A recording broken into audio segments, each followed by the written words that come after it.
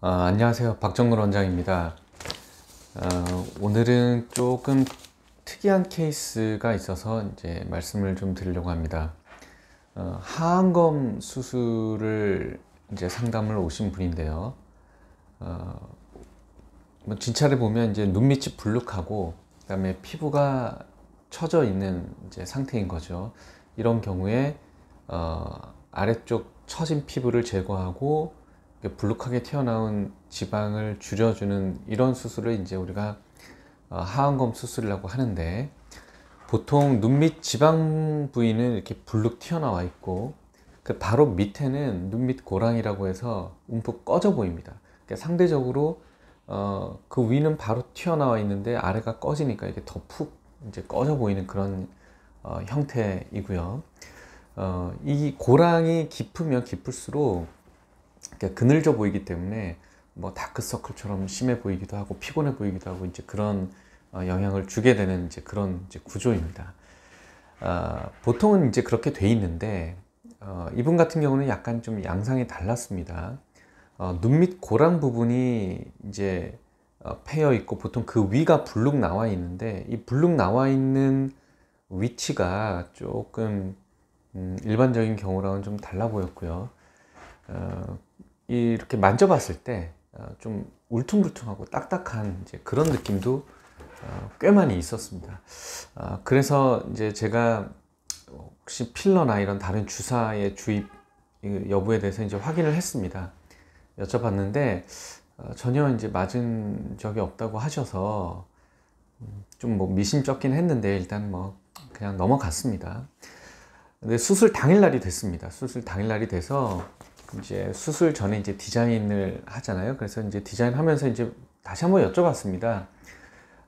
뭐 이전에 시술 받거나 뭐 주사하거나 이런 적이 없냐. 그랬더니 이제 그제서야 주사를 맞았다고 하시는데, 이게 이제 10년 전에 주사를 맞았는데 일반 병원에서 맞은 게 아니고 그냥 그 피부 미용 샵 이런 데서 이제 맞았다고 합니다. 그러니까 소위 보통 우리가 이제 뭐 야매 시술을 했다고 얘기하죠. 그래서 10년 전에 야매로 뭐 필러 주사처럼 맞았는데, 사실 이게 뭐가 들어갔는지 모르기 때문에 우리가 뭐 필러라고 하지 않죠. 이런 경우는 뭐 이물질이라고 얘기합니다.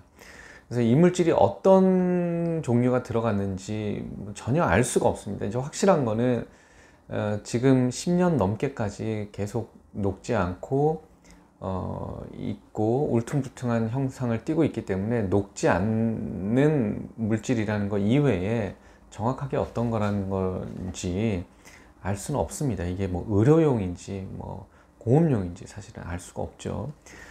10년 전에 그 이물질 주사를 맞은 이후에 3년 뒤에, 그러니까 지금부터 한 7년 정도 전이죠.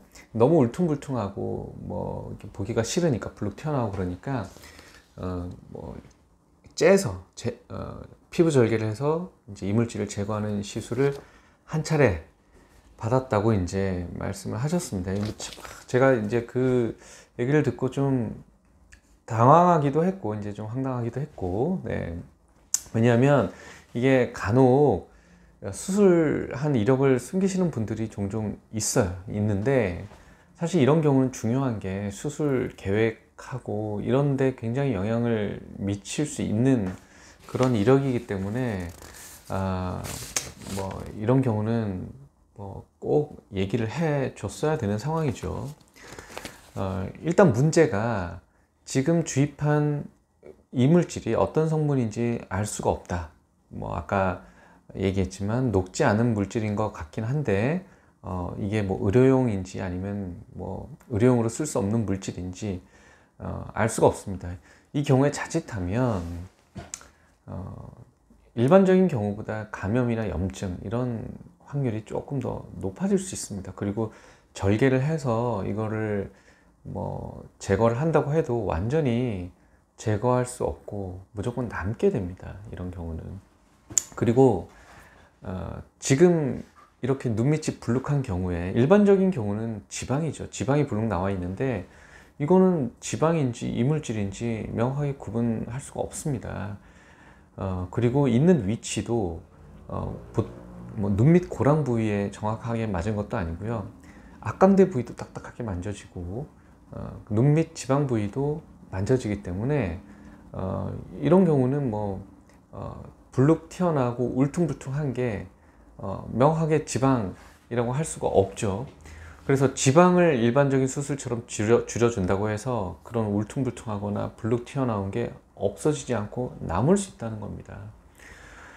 자, 이런 경우에 과도하게 그 이물질을 제거하려고 울퉁불퉁한 걸 없애려고 너무 조직을 많이 건드리게 되면 사실 또 다른 문제가 생길 수가 있습니다. 울퉁불퉁한 거, 불룩한 거 해결은 안 되고, 그래서 수술을 너무 크게, 너무 과하게 하지 않고 어떻게든 최소화해서 잘 문제없이 마무리할 수 있도록 해야 되고, 그리고 수술 전후에 이런 염증이 발생하는지 유무에 대해서 이렇게 아주 주의 깊게 좀 관찰하고 그거에 대한 치료도 필요한 상황입니다. 그래서 사실 수술 전에 알게는 됐지만 수술에 대한 부담은 큰 상황이죠.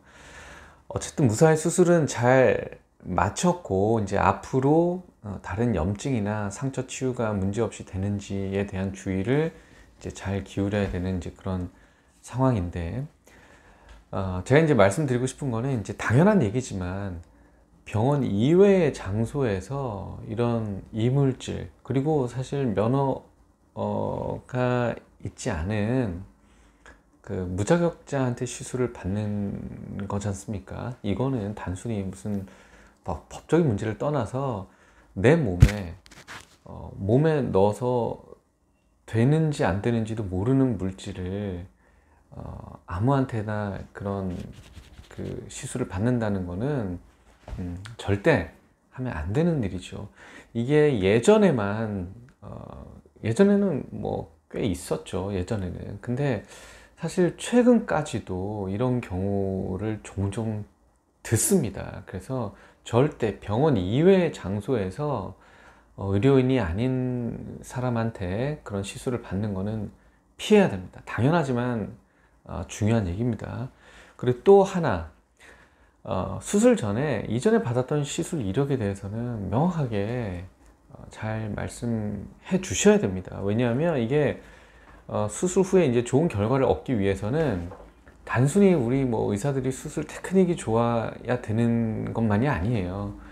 수술 전에 명확하게, 정확하게, 세심하게 계획을 잘 세우는 게 중요한데